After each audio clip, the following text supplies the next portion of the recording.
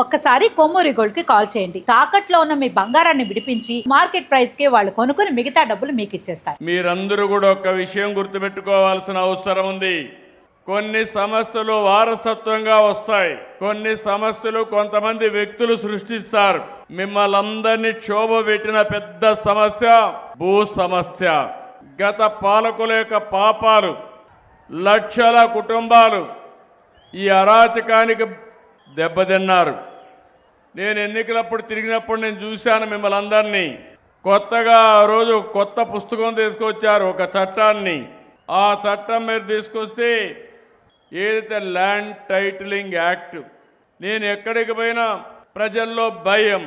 రెండోది, ఆ రోజు మీరు ఒక్కసారి ఆలోచిస్తే ఎక్కడికి వచ్చినా ఎవరైనా వాళ్ళు చెప్పినట్టు వినకపోయినా మీ భూమిని 22A కింద పెట్టారు. టెక్నాలజీ ఉపయోగించుకొని మిమ్మల్ని ఇబ్బంది పెట్టాలనే ఉద్దేశంతో 22A అంటే గవర్నమెంట్ భూమి. మీరు వాళ్ళకి తక్కువ ధరకు ఇవ్వకపోయినా, మీరు వాళ్ళకి సహకరించకపోయినా మీ జుట్టు వాళ్ళ చేతుల్లో పెట్టుకోవాలని ల్యాండ్ టైటిలింగ్ తీసుకురావడం, కొన్ని దిక్కల 22A కింద పెట్టేసే పరిస్థితికి వచ్చారు.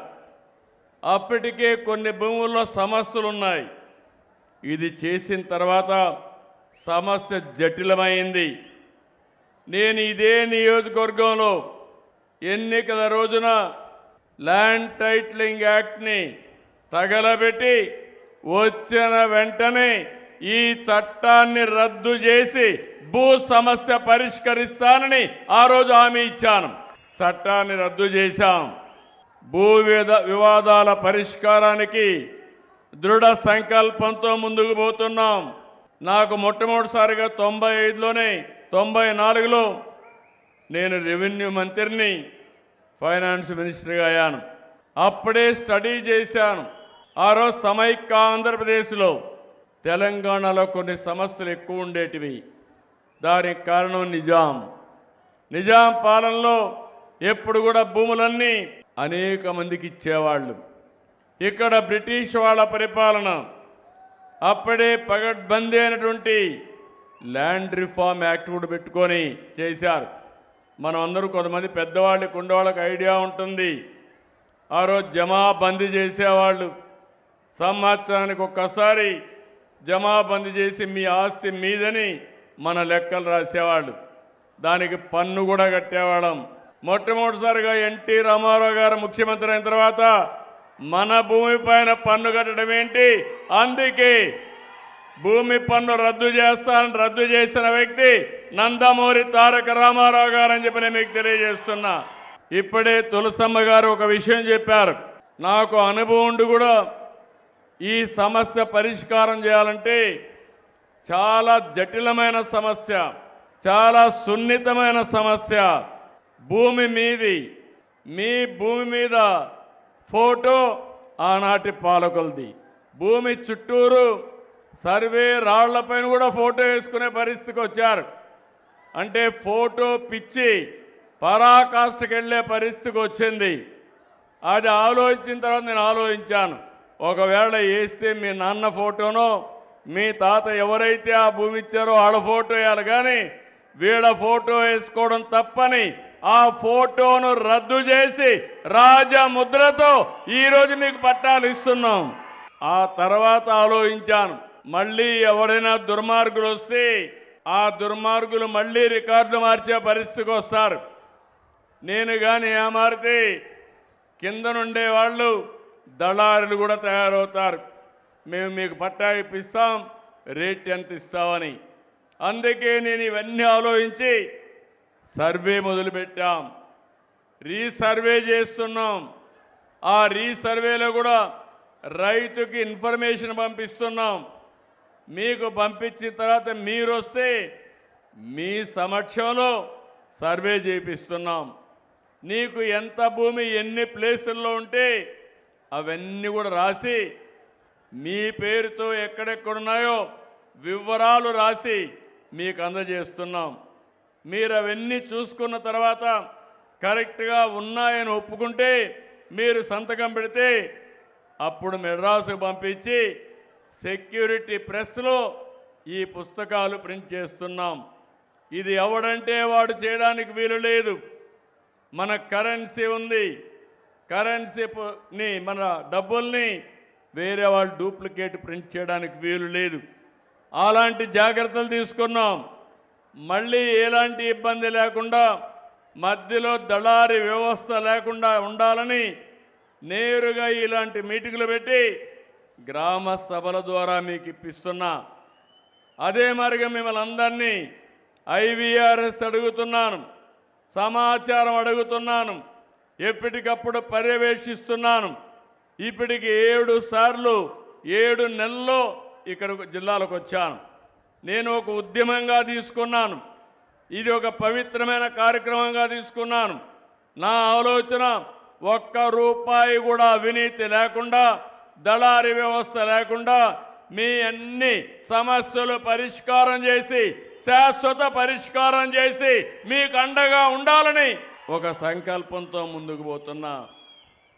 7 నెలలుగా వచ్చాను, ఇంకా నాకు 8 నెలలు పడుతుంది.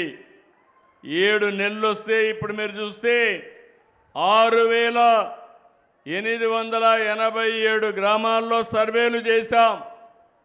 29,04,000 పాస్ పుస్తకాలు ఇచ్చాం. ఇంకో పక్క అందులో క్యూఆర్ కోడ్ ఉంది. క్యూఆర్ కోడ్ కొడితే అసలు రికార్డులో మీదా మీ పేరు మారిందా కూడా చెప్పే పరిస్థితి వస్తుంది. అక్కడ కంప్యూటర్ కూడా ఎవడో మార్చకుండా అక్కడ కూడా మీరు చూస్తే బ్లాక్ చైన్ టెక్నాలజీ తీసుకొచ్చాం. అంత మునుపు కూడా ఎవరంటే వాళ్ళు మార్చేయడం, మార్చేసిన తర్వాత అడిగితే సమాధానం కూడా చెప్పకుండా ఎవరు మార్చారని కూడా తెలియకుండా పోయే పరిస్థితి వచ్చింది. ఈరోజు ఆ సమస్య లేదు.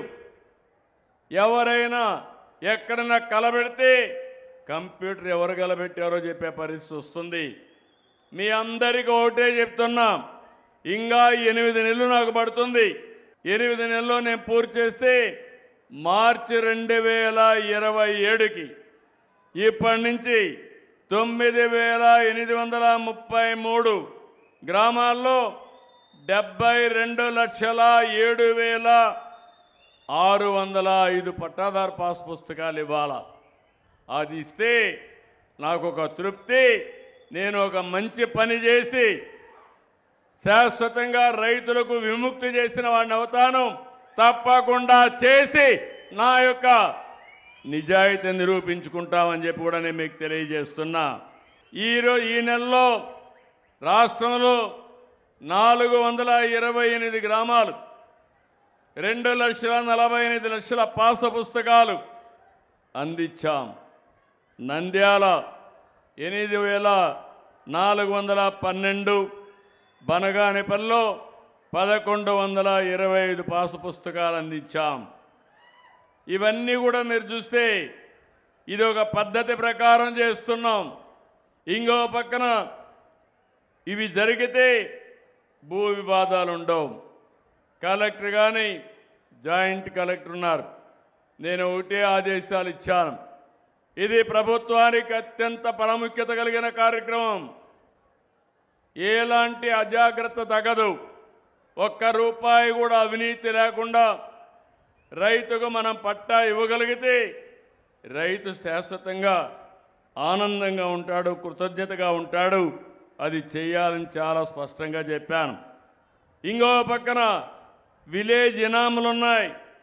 ఇలాంటివి కూడా చూస్తే అవి కూడా 22,000 కల్పించారు.